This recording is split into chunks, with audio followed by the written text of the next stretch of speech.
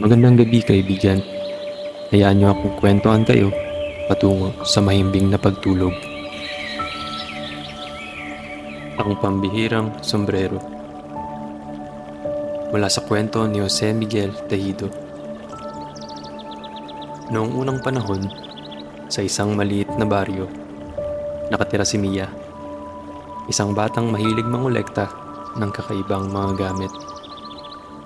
Kahit saan siya magpunta, palagi siyang may bitbit na kahon na puno ng mga natatanging bagay na kanyang nadiskubre. Meron siyang lumang relo na hindi na tumitiktak, isang barya mula sa malayong bayan, at isang maliit na bote na sinasabing may tagong mahika. Isang araw, habang naglalaro sa bahay ng kanyang lola, nakakita siya ng isang lumang baul sa ilalim ng hagdan. Nanginginig sa pananabik, binuksan niya ito at laking gulat niya nang makatagpo siya ng isang sombrero. Pero hindi ito isang ordinaryong sombrero. Ang tela nito ay tila kumikinang sa ilalim ng araw. At may kakaibang pakiramdam sa kanyang mga kamay. Parang ito'y may lihim na nais ipaalam. Humarap si Mia sa salamin at sinubukang isuot ang sombrero. Sinuot niya ito ng tuwid, tapos paliko-liko, tapos patagilid. Ngunit pakiramdam niya may kulang. Ano kaya ang pwede kong idagdag? Naisip ni Mia. Lumabas siya ng bahay at naglakad patungo sa tindahan sa tapat.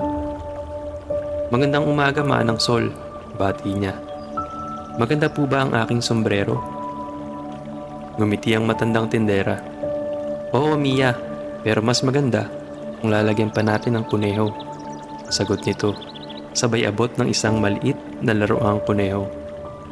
Salamat po, Manang Sol, sabi ni Mia, at tinali niya ito sa kanyang sombrero. Masayang lumakad si Mia papunta sa panaderya. Mang Rico, sigaw niya. Maganda po ba ang aking sombrero? Pinagmasdan siya ng panadero at tumawa. Oo, Mia, pero mas maganda kung palalamutian pa natin ng kandelabra, sagot nito. Sabay bigay ng isang maliit na kandelabra na may kumikislap na kandila. Salamat po, Mang Rico, sabi ni Mia, sabay tali sa sombrero niya. Naglakad naman siya papunta sa klinika ni Doktora Dulce. Doktora Dulce, maganda po ba ang aking sombrero? Tanong niya. Ngumiti ang doktora. Oo, Mia, pero mas maganda kung papatungan natin ng mga prutas, sagot nito, at binigyan siya ng isang bungkos ng makulay na saging, ubas at mansanas. Salamat po, Doktora Dulce, sabi ni Mia, at isinabit ng mga prutas sa kanyang sombrero. Sa kanyang paglalakad, nakarating siya sa istasyon ng mga bombero. Mang Ador, maganda po ba ang aking sombrero? Tanong ni Mia. Tumawa ang matipunong bombero. Oo, Mia, pero mas maganda kung dadagdagan natin ng aquarium, sagot nito, at ibinigay sa kanya ang isang maliit na aquarium na may isdang ginto. Salamat po, Mang Ador, sabi ni Mia, habang tinatali ito sa kanyang sombrero. Sa pagtawid niya sa kalsada, nasalubong niya si Mang Kalor, ang pulis ng bayan. Mia, kakaibang sombrero yan bati nito. Pero mas maganda kung sasabitan pa natin ng hawla. Salamat po, Mang Kanor, sabi naman ni Mia.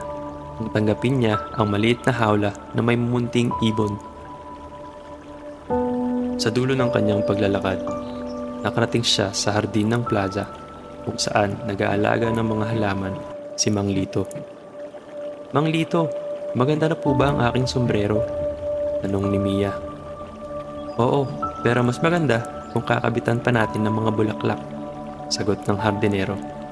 At iniabot sa kanya ang isang tali ng sariwang rosas at sampagita. Salamat po, Mang Lito, sabi ni Mia. habang isinasabit ng mga bulaklak sa kanyang sombrero. Ngayon, puno na ng kung ano-anong palamuti ang kanyang sombrero. May kuneho, kandelabra, prutas, aquarium, hawla at mga bulaklak. Nang makarating siya sa palaruan, naglapitan ng kanyang mga kalaro. "Mia, etong saranggola na lang yata ang kulang dyan," sigaw ni Toto. "Sandali lang, Toto." Ngunit bago pa man niya matapos ang kanyang sasabihin, naitali na ni Toto ang saranggola sa kanyang sombrero. Biglang umihip ng napakalakas ang hangin. Kumapit si Mia sa kanyang sombrero, pero sa halip na mahulog, siya ay lumipad paakyat sa langit. Nang tumingala ang mga taga-baryo, nakita nila si Mia na palutang-lutang sa alapaap. Ang kanyang sombrero ay lumobog na parang isang higanteng parachute. Habang papalapit siya sa araw, lalong kumikinang ang kanyang sombrero. At ang bawat palamuti ay nagniningning sa sinag ng araw. Mula sa ibaba, narinig niya ang tawanan at palakpakan ng kanyang mga kaibigan. "Ang sombrero ni Mia ang pinakamaganda sa lahat," sigaw ng isa. "Isa itong mahiwagang sombrero," sabi naman ng iba.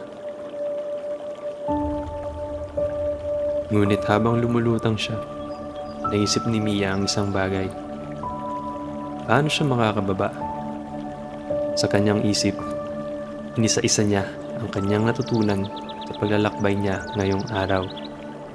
Isa-isa niyang tinanggal ang mga palamuti, ang kuneho, ang kandelabra, ang mga prutas, ang aquarium, ang hawla, at ang mga bulaklak. Unti-unti siyang bumaba mula sa langit, dahan-dahang lumapag sa gitna ng plaza. Muling sinalubong siya ng kanyang mga kaibigan. At ang sombrero niya, kahit wala ng mga palamuti, ay kasing ganda pa rin. Sapagkat ito ay naging bahagi ng isang hindi malilimutang pakikipagsapalaran. At mula noon, hindi na lang basta koleksyon ng kakaibang gamit ang hinahanap ni Mia. Nagsimula na rin siyang mangolekta ng magagandang alaala. At doon natatapos ang mahiwagang kwento ni Mia at ang kanyang mahiwagang sombrero.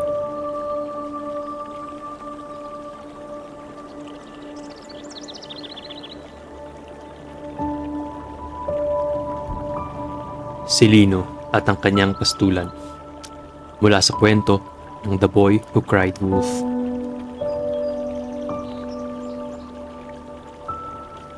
Noong unang panahon, sa isang malayong bayan na napapalibutan ng matatayag na bundok at malalawak na pastulan, may isang batang nagngangalang Lino. Siya ang inatasang mag-alaga ng kanilang mga tupa araw-araw. Isang gawaing tila walang katapusan. Sa simula, natuwa siya sa kanyang tungkulin. Hangin ay malamig, ang damuhan ay malambot, at ang araw ay nagbibigay ng mainit na yakap sa kanyang balat. Habang ang kanyang mga tupa ay mapayapang nanginginain, humihiga siya sa ilalim ng puno. Pinagmamasdan ng hugis ng mga ulap at hinahabol ang kulisap na lumilipad sa paligid.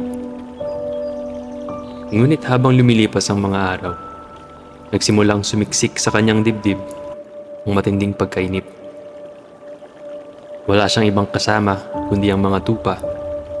Kahit anong gawin niya, hindi mawala ang kanyang pagkabagot. Subukan man niyang manghuli ng mga insekto, magbilang ng mga ulap, o tumalon sa mga bato, wala itong dulot na saya na tumatagal. Isang araw, isang mapanuksong ideya ang dumapo sa kanyang isip. Tumakbo siya pababa ng burol patungo sa bayan. Humahangos, sumisigaw, na para bang hinahabol. Agad na iniwan ng mga magsasaka ang kanilang mga gawain. Ang iba may dalang malalaking tinidor Ang iba na may hawak na kahoy. Sa isip nila, kailangang sagipin ang batang pastol at ang kanyang mga tupa. Pagdating sa pastulan, walang anino ng panganib. Wala silang nakita kundi si Lino. Nakahiga sa damuhan, walang tigil sa pagtawa.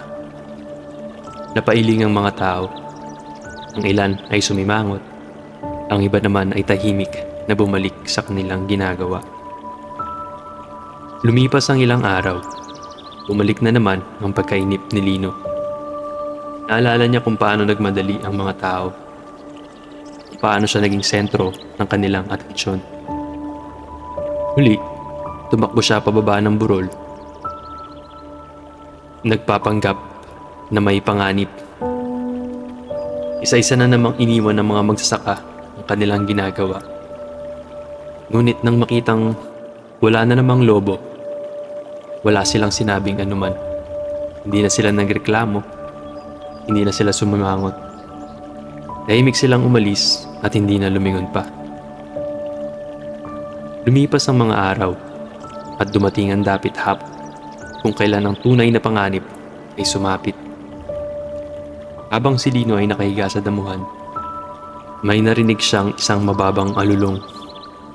Sa di kalayuan, may 3 lobo na dahan-dahang lumalapit sa kanyang mga tupa. Ang kanilang mga mata ay kumikinang sa paglubog ng araw. Ang kanilang pangil ay handang manila. Nangatog ang kanyang tuhod. Agad siyang tumakbo pababa ng burol. Mas mabilis, mas desperado kaysa dati. Paulit-ulit siyang sumigaw. Ang kanyang tinig ay pumapailan lang sa hangin. Ngunit sa pagkakataong ito, walang sumagot. Ang mga tao ay nananatili sa kanilang mga gawain. Hindi na nila tinigilan ang kanilang pagbubungkal ng lupa. Hindi na nila iniwan ang kanilang mga hayop. Ang ilan ay narinig siya, ngunit nagpatuloy lamang sa kanilang ginagawa. Muling sumigaw si Lino, ngunit tila siya isang boses lamang na nilamon ng hangin.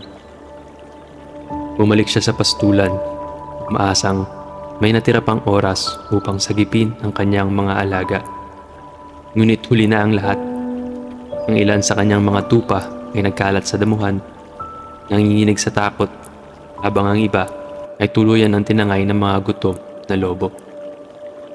Umupo siya sa damuhan, pinagmamasdan ng mga bakas ng pangyayari. Dati, ang pastulang ito ay puno ng buhay at kasayahan. Ngunit ngayon, ito ay tahimik.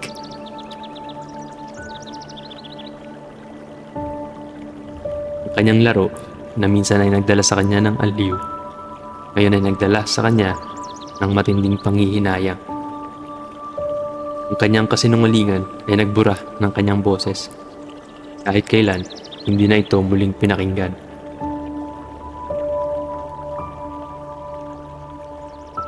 Mula noon, natutunan ni Lino ang isang mahalagang aral.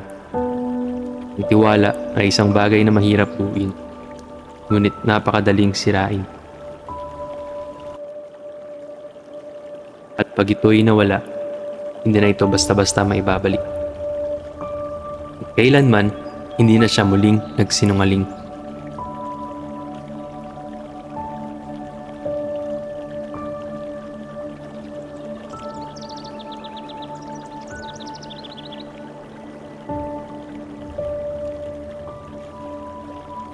Ang alamat ng uwak at kalapati. Noong unang panahon, nang likhain ng bathala ang mundo, pinagpala niya ito ng iba't ibang nilalang. Mula sa pinakamaliit na kulisap hanggang sa pinakamalaking hayop. Ngunit sa lahat ng kanyang likha, may 2 ibon na higit niyang pinagpala ng kagandahan at kakayahan. Ang uwak at ang kalapati. Kapwa sila binayaan ng malambot at puting balahibo na nagniningning sa sikat ng araw. Kapwa rin nila taglay ng matamis at kaaya-ayang tinig na kayang punuin ng musika ng himpapawid. Sa tuwing kakanta ang uwak at ang kalapati, nagiging mapayapa ang buong kagubatan at ang hangin ay tila lumalambing sa bawat dahon. Sa paglipas ng panahon, naging simbolo sila ng dalisay na kagandahan at kadakilaan. Sa tuwing may kasalan o pista, tinatawag ang uwak at ang kalapati upang umawit. Maging ang mga Diyos ay humahanga sa kanilang tinig, at ang ibang mga nilalang ay naiinggit sa kanilang pambihirang katangian.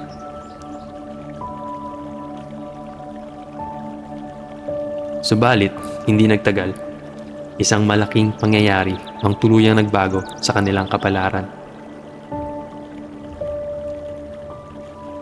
Dahil sa kasamaan ng tao, nagalit si Bathala. Nalimutan ng mga tao ang kanyang mga utos. At sa halip na igalang ang mundo, sila ay naging sakim at mapanira. Hindi na nila iginalang ang kalikasan, at ang kasalanan ay bumalot sa buong daigdig. Dahil dito, nagpa siya si Bathala na linisan ang mundo sa pamamagitan ng isang malawakang baha. Sa utos ng Diyos, isang matuwid na tao na nagngangalang Noah ang nagtayo ng isang napakalaking arko upang sagipin ang ilan sa kanyang mga nilikha. Pinapasok niya ang iba't ibang uri ng hayop, 2 sa bawat klase, upang mabuhay at muling mapuno ang mundo kapag ang tubig ay humupa na. Dito sa arko, magkasamang dinala ang uwak at ang kalapati. Habang walang tigil ang pagbuhos ng ulan, sa loob ng 40 araw at 40 gabi, sama-samang naghintay ang mga nilalang sa loob ng arko. Sa loob nito, kapwa lumilipad ang uwak at ang kalapati upang aliwin ang iba pang mga hayop sa pamamagitan ng kanilang musika. Sa kabila ng takot at pangamba, pinuno nila ng awit ang loob ng arko. At kahit paano ay naging magaan ang kalooban ng lahat ng naroroon. Ngunit sa paglipas ng mga araw, nagsimula nang humupa ang tubig. At nais malaman ni Noah kung may ligtas ng lupang matitirhan. Nang makita ni Noah na unti-unting bumababa ang tubig, napagpasyahan niyang magpadala ng isang ibon upang tuklasin ang kalagayan ng mundo. Una niyang pinakawalan ang uwak. Simula, ang uwak ay lumipad ng mataas. Iniikot ang malawak na karagatan ng tubig na pumalibot sa mundo. Ngunit sa kanyang paglipad, may naamoy siyang kakaiba. Isang matapang na amoy na nagmula sa mga nalunod na nilalang. Sa kanyang matinding gutom, bumaba siya at tumingin-tingin sa paligid. Sa kanyang harapan ay isang lumulutang na katawan ng isang hayop. Dito siya lumapag at sinimulang tuka-tukain ang laman nito. Sa kanyang isip, hindi na siya kailangan bumalik sa arko. Dito sa labas, marami siyang makakain at marami siyang pwedeng paglutangan. Kaya sa halip na bumalik kay Noah upang magbigay ng balita, nanatili siyang nakalutang sa tubig. Tinatangkilik ang kanyang natuklasang kasaganaan. Lumipas ang maraming oras, ngunit hindi bumalik ang uwak. Napag-aalala, napagpasyahan ni Noah na magpadala ng isa pang ibon. Pinakawalan niya ang kalapati. Mabilis na lumipad ang kalapati. Hinanap ang kalagayan ng mundo. Sa kanyang paglalakbay, nakita rin niya ang mga labi ng mga nilalang. Ngunit hindi niya ito pinansin. Tuloy siyang lumipad. Hinanap ang isang palatandaan na may bagong buhay sa lupa. Matapos ang mahabang paglalakbay, napansin niya ang isang maliit na piraso ng lupa na lumilitaw mula sa tubig. Sa isang puno na ngayoy lumalabas na mula sa tubig, may nakita siyang isang sanga. isang tanda na muling sisibol ang buhay sa mundo. Dala ang mabuting balita. Bumalik siya sa arko. Dala-dala ang sanga sa kanyang tuka. Nang makita ito ni Noah, napaluha siya sa tuwa. Alam niyang nalalapit na ang araw na maaari na silang bumalik sa lupa.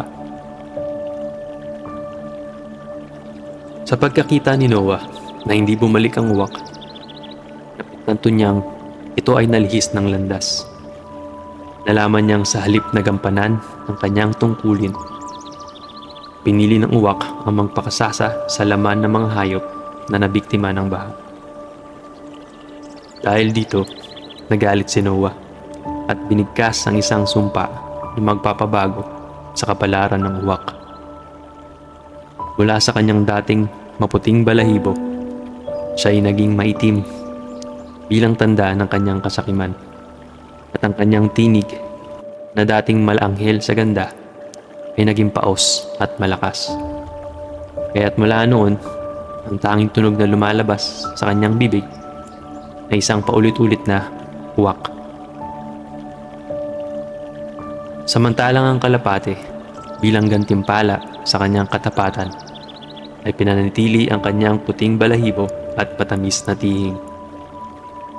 Mula noon, siya'y itinuring bilang simbolo ng kapayapaan at kadalisayan.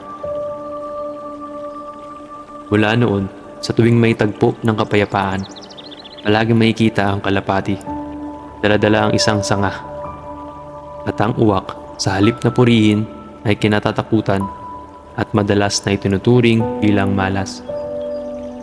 Simpleng pagsubok na ibinigay sa kanila, nakita ang pagkakaiba ng kanilang pagkatao. Ang isa ay tapat at marangal, samantalang ang isa ay piniling pairalin ang kasakiman.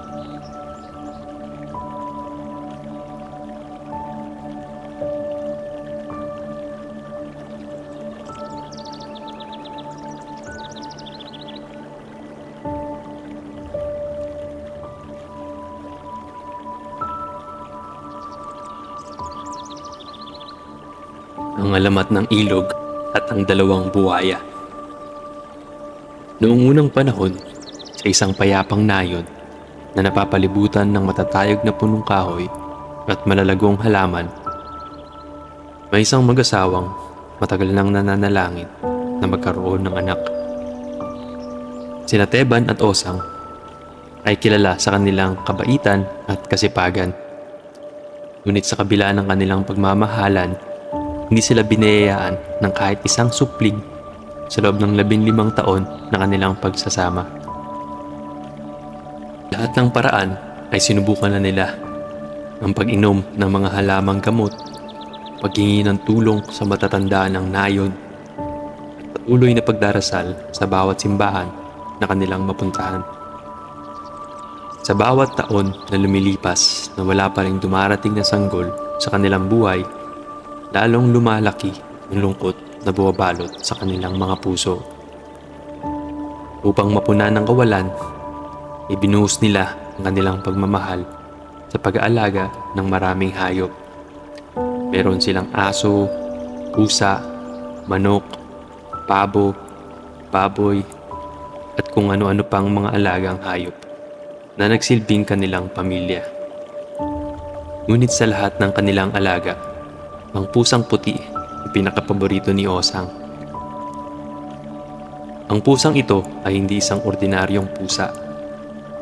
Ito'y may malagong balahibo, matalino at tila nakakaunawa ng emosyon ng kanyang amo. Itinuring ni Osang itong anak.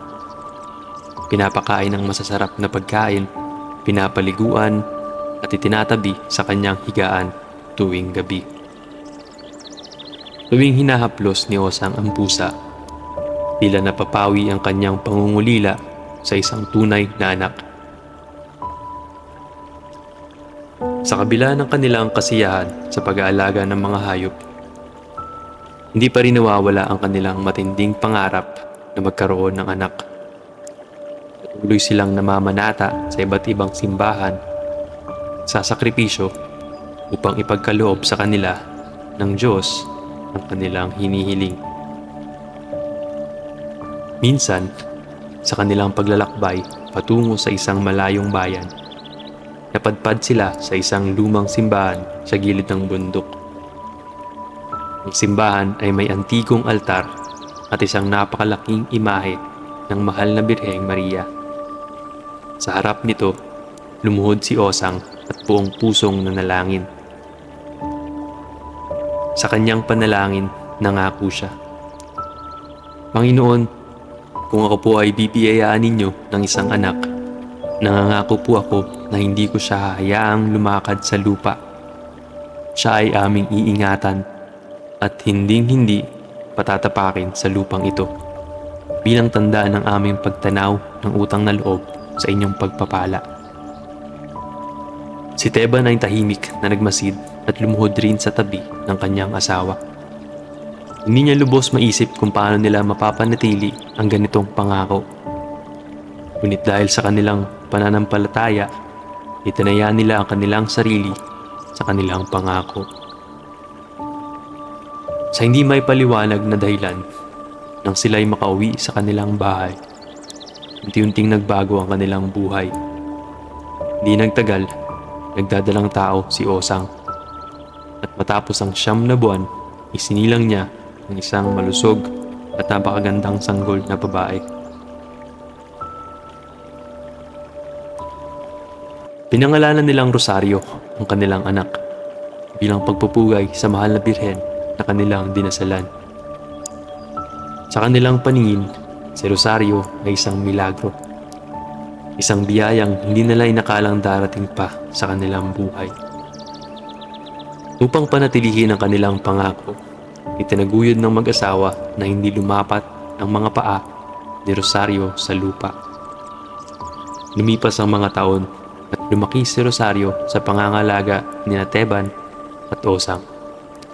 Hindi niya naranasang tumakbo sa hardin, maglaro sa putik o humawak ng damo. Palagi siyang buhat ng kanyang mga magulang o nakaupo sa mga duyan at malalambot na kutsyon. Kahit sa loob ng bahay, hindi siya kailanman pinayagang maglakad nang walang sapin ang kanyang mga paa. Upang mapanatili ito, si Rosario ay hindi kailanman pinayagang lumabas ng kanilang bahay. Bagamat may mga bintana siyang tanawang kagandahan ng paligid, hindi niya kailanman nadama ang init ng araw sa kanyang balat.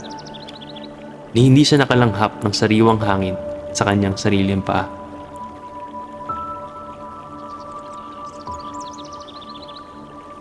Ngunit sa kabila ng kanyang kakaibang pamumuhay, si Rosario ay lumaking mabait, mainhin at ubod ng ganda. Ang kanyang kutis ay tila porselana, ang kanyang mga mata ay mistulang kumikinang sa ilalim ng liwanag ng buwan. Dahil dito, kahit hindi siya lumabas ng bahay, maraming binata sa nayon ang nakabalita sa kanyang kagandahan. Marami ang nagnais makita siya, at ilan pa ang nagnais na manligaw. Ngunit sa mahigpit na tagubilin ng kanyang mga magulang, wala ni isa man ang pinahintulutang makalapit sa kanya. Habang siya ay lumalaki, nagsimulang tanungin ni Rosario ang kanyang sarili. Bakit hindi ako maaaring lumakad sa lupa tulad ng ibang bata? Bakit ako itinatago ng aking mga magulang? Ano ang mangyayari kung lalabas ako? Nagsimula siyang mangarap na makita ang mundo sa labas ng kanilang tahanan. Gusto niyang madama ang hamog ng umaga, ang halik ng hangin, at ang amoy ng sariwang damo. Isang araw, may binatang nagngangalang Antonio ang naglakas loob na puntahan ang kanilang tahanan. Alam niya ang kwento ni Rosario. Siya'y labis na humanga sa dalaga kahit hindi pa niya ito personal na nakikita. Nang dumating siya, tumawag siya mula sa labas ng bahay. Nasa loob lamang si Rosario noon at naisip niyang hindi naman masama kung titignan niya ang binata mula sa bintana. Nang dumungaw siya, nakita niyang nakangiti si Antonio. Matangkad, makisig at may mabuting kalooban. Bagamat nag-aalinlangan, hinikayat siya ni Antonio na mag-usap sila sa hardin. Sa kanyang isipan, hindi naman siguro masama kung magkausap sila sa isang bahagi lamang ng bakuran. Ngunit sa sandaling lumapat ang kanyang mga paa sa lupa, isang malakas na pagyanig ang bumalot sa paligid. Ang lupa ay tila bumuka at mula sa kawalan ay bilang umagos ang tubig na tila bumabalot sa kanilang tahanan. Ang buong bahay ay nilamon ng tubig, sabay ng malakas na hangin at dagundong ng kulog. Si Rosario at Antonio ay kapwa na tangay ng tubig. Mahigpit na magkayakap at humihingi ng tulong. Ngunit wala ni isa mang nakasaksi sa kanilang sinapit. Kinahapunan, nang bumalik sina Teban at Osang mula sa bayan, laking gulat nila nang hindi na nila matagpuan ang kanilang bahay. Ang lupang kinatitirikan nito noon ay napalitan ng isang malalim at maitim na ilog. Sa pusod ng ilog, lumitaw ang dalawang malalaking buwaya. Ang mga ito ay hindi ordinaryong hayop. May kakaibang ningning ang kanilang mga mata, na tila may natitirang alaala ng pagiging tao. Sabi ng matatanda sa nayon, ang dalawang buhaya na lumitaw sa ilog ay walang iba kundi sina Rosario at Antonio. Dahil sa pagsuway ni Rosario sa pangako ng kanyang ina, siya at ang lalaking kanyang inibig ay naging bahagi ng ilog. Pinarusahan ng kalikasan at naging mga bantay ng tubig na lumamon sa kanilang tahanan. Mula noon, ang ilog ay tinawag na Ilog ng Dalawang Buwaya. Isang paalala sa pangakong hindi natupad at sa kapangyarihan ng mga sumpa na dala ng matandang panata.